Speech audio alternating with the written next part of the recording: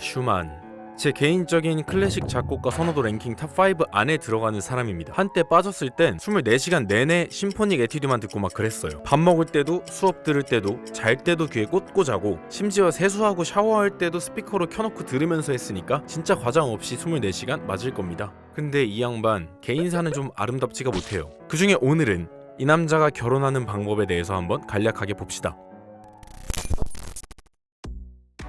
지금은 역사에 남은 위대한 작곡가이지만 슈만은 사실 어머니의 반대로 처음에는 음악을 하지 못하고 라이프치히 대학교의 법학과에 입학을 했습니다. 하지만 엄마 말은 안 듣는 게 국룰이죠. 결국 프리드리히 비크의 문화로 들어가서 본격적으로 피아노를 배우기 시작합니다. 근데 이 스승님의 집에는 9살짜리 딸이 있었어요. 클라라 비크라고 말이죠. 슈만과는 9살 차이였습니다. 그리고 그로부터 5년 뒤에 클라라가 14살이 되었을 때 슈만은 클라라와 결혼을 하기로 합니다. 스승님의 딸과 결혼?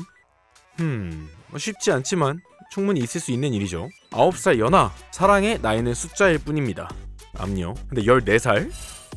물론 지금과는 시대가 다르니까 정확히 어떤 느낌인지는 모르겠지만 아무튼 스승님께서는 참지 못하고 결국 극대노하시고 맙니다. 와이프도 병으로 일찍 잃고 눈에 넣어도 아프지 않을 만큼 애지중지 키운 귀하디 귀한 딸이 어디 돈 한 푼 없는 빈털터리 작곡가 지망생 따위에게, 그것도 14살이란 어린 나이에 9살이나 차이 나는 상대적 늙은이에게 시집 간다고 생각하면 저라도 우라통이 터질 것 같긴 해요. 게다가 결정적으로 슈만은 원나잇도 자주 하고 사창가도 들락거리는 사생활이 상당히 문란한 사람이었습니다. 이건 못 참죠. 결국 비크는 슈만을 미성년자 유괴로 고소했고 슈만도 하늘같은 스승님을 맞고소하는 차마 눈뜨고 볼 수 없는 사상 초유의 법정 다툼이 일어나게 됩니다. 정말 추했을 거예요, 진짜.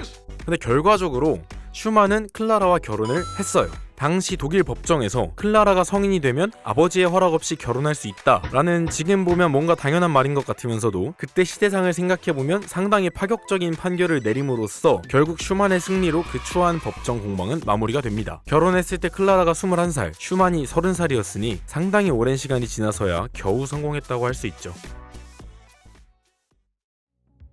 슈만은 46살이라는 젊은 나이에 세상을 떠나고 맙니다. 아내인 클라라와의 사이에서는 8명의 자녀를 둔 채로 말이죠. 그리고 클라라는 슈만 사후 40년 가까이 되는 긴 세월 동안 남편 슈만의 음악을 널리 알리는 데 힘쓰다가 1896년에 사망하여 남편 옆에 묻히게 됩니다.